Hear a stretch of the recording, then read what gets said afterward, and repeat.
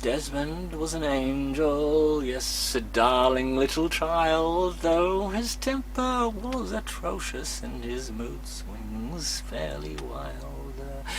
We're gathered here today to talk about this little boy, and although there's not much nice to say, we have to share some joy. We should discuss his good points, though there just weren't all that many, and frankly, just one nice thing would be more than far too many. Well, his parents must have loved him, though they're just not here today, because they held a week-long party and then promptly moved away. Though he tortured our class hamster and he beat the kids at school, though he never did his homework and he knew no single rule. Remember what he did to the poor beggar that was blind?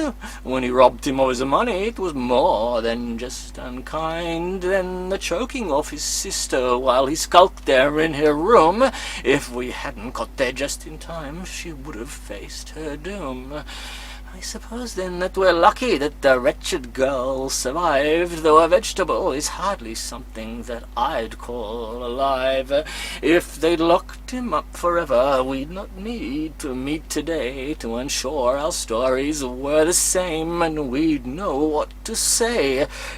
We had to have revenge for when he burned our old school down.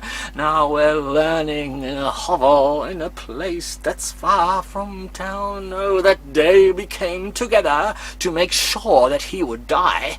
We agreed that if they asked us, we would sweetly smile and lie.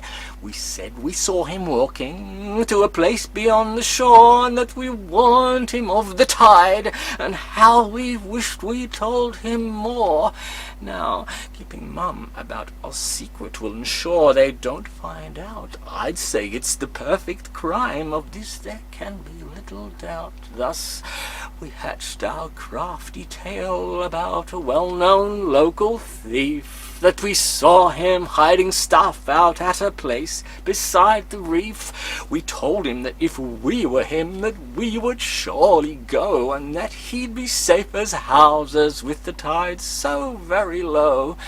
He must have really panicked when the water did rush in, 'cause he never followed lessons. We assumed he couldn't swim. The police would not suspect us, and we did commit no crime. It was just poetic justice that they were not called in time. So we should forget our worries and see all that is ahead, and we can't forget how glad we are that little Desmond's dead.